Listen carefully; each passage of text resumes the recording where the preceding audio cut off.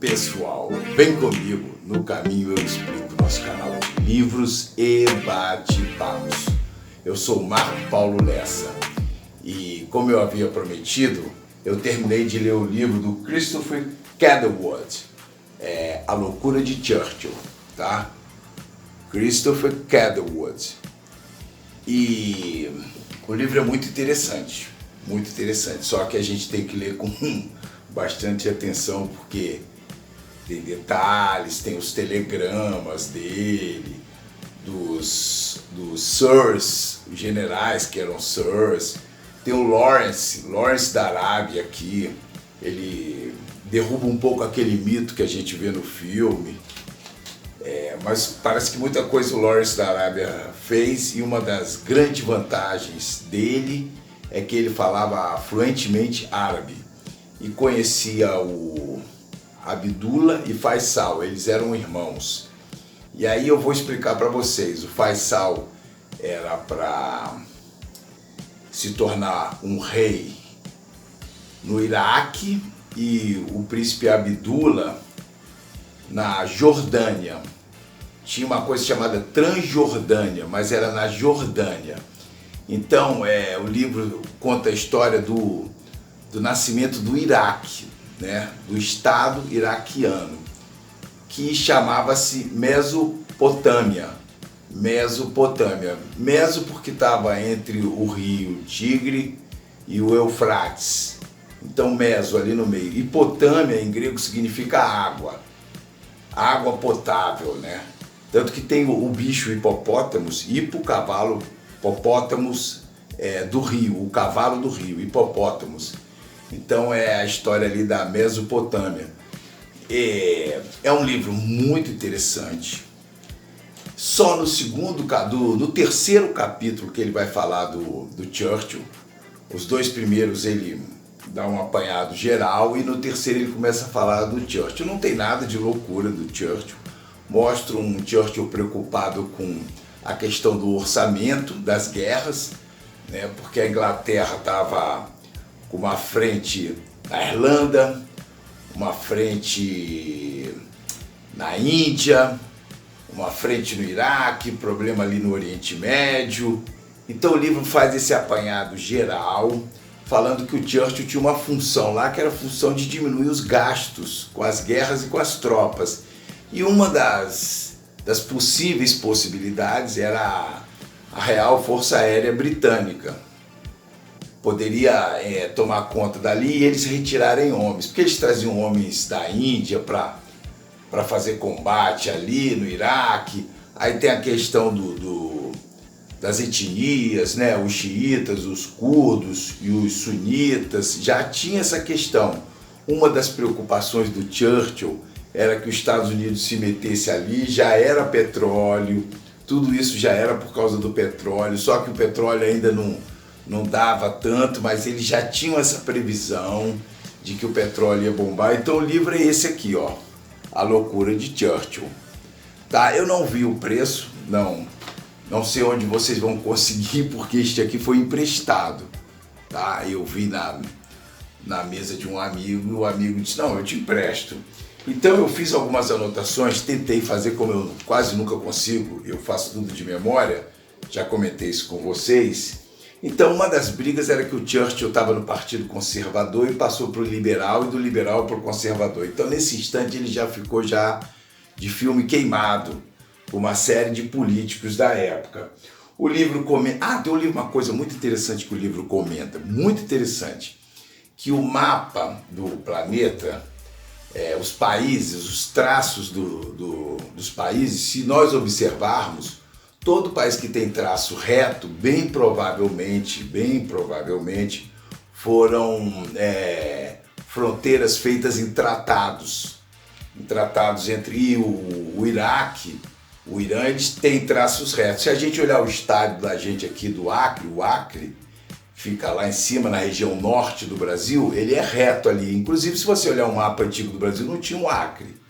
Tá? O Acre era de outro país, daqui da América do Sul. Então, se vocês olharem ali a linha reta do Acre, vocês começam a ter sentido o que eles falam. Só que o Acre faz divisa com a Amazônia, tá? No país que ele está fazendo a fronteira, ele tem um traçado meio angular, tá? Mas com a Amazônia, ou seja, quando a Amazônia não tinha o Acre ali encostado, era uma linha reta. Então, tem sentido o que ele fala, que se nós repararmos uma parte do mapa da África, são linhas retas ali, né? Egito, Argélia, então foram tratados, tem sentido.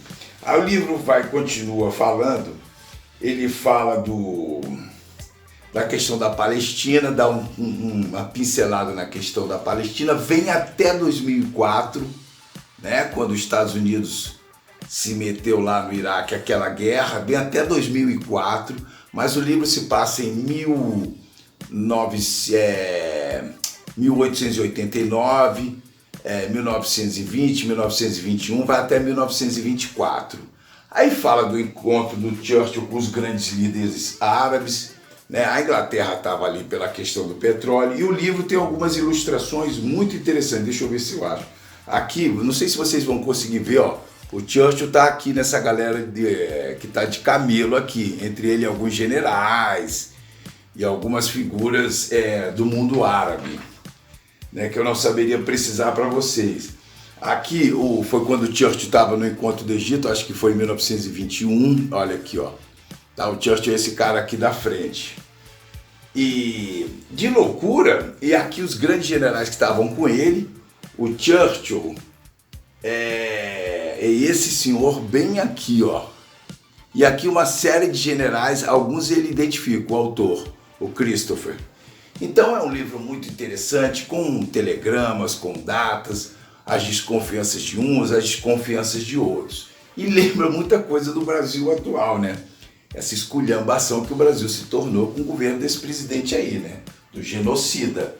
O Brasil virou uma coisa pavorosa. Eu queria, antes de terminar o nosso bate-papo, pontuar alguma coisa com vocês, alguns pontos relevantes do que está acontecendo. Porque a cada dia aqui, a cada semana, pelo menos a cada semana, há um escândalo.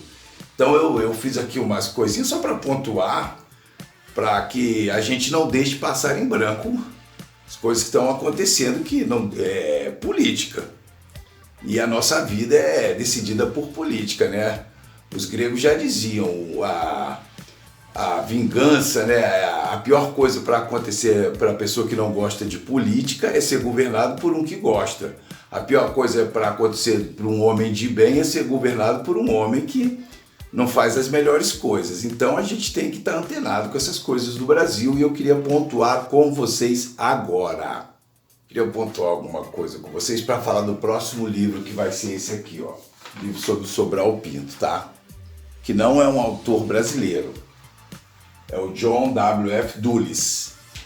Eu vou tentar ler esse livro aqui, vocês estão vendo que ele é mais robusto. Eu vou tentar ler ele para nós comentarmos. Eu prometi de ler para vocês um livro por mês e comentar com vocês, para vocês escolherem, hein? Um desses aí, escolher um. Vamos ler, né, gente? Vamos ler mais, que mais será revelado. A gente aprende lendo. No WhatsApp, internet, desconfiem. Dá pra gente consultar muita coisa, mas pelo WhatsApp, pelo amor de Deus, né, gente? Não vamos... O Brasil tá nessa aí. Olha onde onde nos enfiaram, né? Porque há um ano eu comentei com vocês, nós vamos protagonizar a maior vergonha do planeta. Há um ano, vocês devem recordar-se disso. E ainda falei que esse cara que está aí na presidência da República, o excelentíssimo senhor presidente, ia nos empurrar para o abismo. Está aí. Economia em frangalhos, os caras batendo cabeça, a saúde está do jeito que está, toda semana tem confusão. Então eu queria comentar com vocês o seguinte, a previsão é 500 mil mortos, olha que loucura é esse negócio. Aqui tem dias que morrem mais de 4 mil pessoas, teve um dia que foi 4.195 pessoas. Isso é inconcebível, Então, qual a conclusão que nós chegamos? Que nós temos que nos proteger, usem máscara, usem o álcool gel, evitem realmente tumulto, aglomerações, evitem. Porque uma vez que pegou, é uma roleta russa. A gente não sabe. O vírus aqui já tem 93 mutações. Quer dizer, a Fiocruz mapeou 93 mutações. Daqui a pouco a vacina não serve mais, porque o Brasil virou um grande laboratório para o vírus. O vírus fica fazendo as experiências dele aí.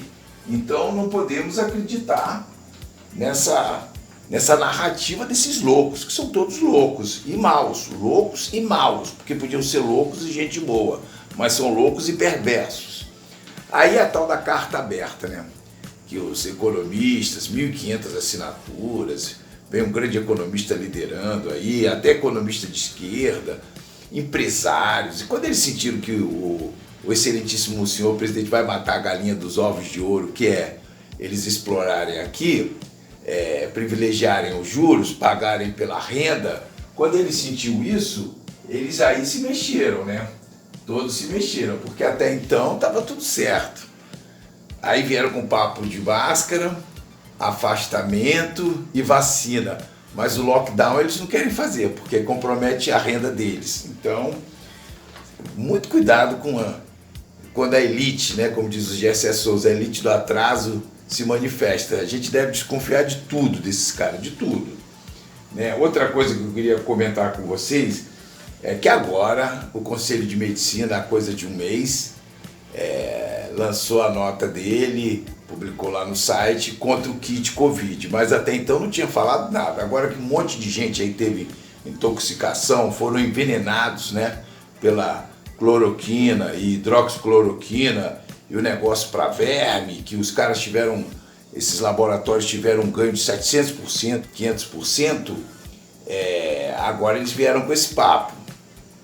Mas antes eram bolsonaristas e estavam todos caladinhos. Quando eles viram que o caldo estava engrossando, correram lá e lançaram uma nota contra esse tal kit. Até teve uma médica que recomendou inalação com cloroquina ou hidroxicloroquina. O negócio é coisa de louco. Eles são completamente, entendeu? Não acreditem nisso, defendam os seus, aprendam a se defender contra essas loucuras desses caras aí, desses negacionistas. Não caiam nessa.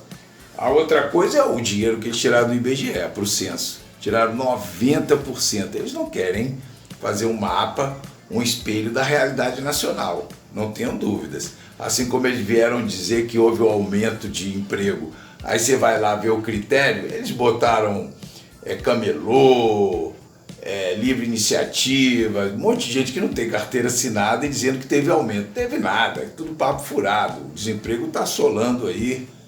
E aqui no meu bairro as pessoas estão em desespero. Né? Aí a decisão do Supremo, que os senhores ministros votaram, teve aquele que era lavajatista, aquele senhor, né, que votou pela anulação, mas aquilo é para livrar a cara do juiz que está lá nos Estados Unidos, que colaborou com a CIA, com o FBI, está lá trabalhando com os gringos. Aí o juiz que estava lá, aquele senhorzinho, para resgatar a biografia dele, votou a favor da anulação, da invalidade do Moro, que não era o juiz responsável, mas livrou a cara do Moro. E aquela senhora mudou o voto. Então a gente tem que agradecer ao companheiro Gilmar, né? O Gilmar Mendes virou companheiro, para vocês verem a que ponto nós chegamos, né? Depois as mudanças de ministério, que é uma loucura total, uma avacalhação, esses militares, né? O militar que estava lá no Ministério da Saúde é a própria questão do militarismo, obeso, gordo, inoperante, não entendia nada de nada, é a própria questão do militarismo no Brasil. Não sei para que essas figuras existem. Ah, mas a soberania, que soberania? Não tem mais soberania, o país está sendo vendido. A Eletrobras, os caras estavam, esses bancos de investimento, estavam todos lá negociando a Eletrobras. Inclusive, esses planos de pensão, de aposentadoria estavam lá. Todos esses bancos que aparecem nos comerciais das grandes redes de televisão estavam lá. Todos esses. Vocês veem que é um país tão louco que fica falando de investimento, de renda sobre o dinheiro, num país de miseráveis. O Brasil tá à deriva. Nós estamos à lona. Nós viramos pária do planeta. Esse cara conseguiu botar a gente na condição de pária do planeta. E nós falamos isso há um ano, comentamos isso. Então, essa questão do desemprego. E a última coisa é essa do senador que o entregou aí. A gente não sabe se o cara fez aquilo, né? Mas para você ver o nível das pessoas que estão em volta do excelentíssimo senhor presidente. É o que há de pior. Olha, nós entramos numa situação, né? Um juiz que fez o que fez aí, da Le Monde, o jornal, explicou tudo, como foi. Começou em 2004 esse negócio da Lava Jato, toda a jogada que foi, entendeu? Um juiz que jogou o judiciário junto com o Ministério Público lá a República de Curitiba, jogou o judiciário na lama, e então o Supremo teve que se meter para tentar fazer algum resgate, alguma dignidade, dar alguma dignidade a toda essa questão. Então o próximo livro é esse aqui, ó, Sobral Pinto, tá? É de um gringo, eu vou estudar sobre o gringo. E o Christopher, eu esqueci de falar, ele é professor na universidade lá na Inglaterra, no Instituto Churchill. Ele é um membro lá do Instituto Churchill, e na Universidade da Inglaterra, acho que é a de Cambridge, não tenho certeza. Eu fui ver, agora me foge, mas eu acho que é. Aí era um religioso, um cristão que foi de uma igreja para outra, acho que não sei se era anglicana, e ele mudou e dava aula na igreja, tá? Ele é um jornalista, então foi esse o que nós comentamos. E este aqui será o próximo, Sobral Pinto, uma figura que digna, um dos grandes homens desse país. Nós vamos comentar sobre ele. Lutou contra o totalitarismo de Vargas num período crítico aqui. Nós vamos comentar sobre ele, tá certo? Então eu vou agradecendo a vocês, pedindo like, mantenham-se firmes no propósito, usem máscara, não acreditem nesse papo furado desses caras aí, cuidem de vocês, tá certo? Vamos ler mais será revelado, é com vocês que eu conto. Fiquem bem, tamo junto, forte abraço a todos. Vem comigo, no caminho eu explico, não esquece de dar o like, compartilhar, tamo junto.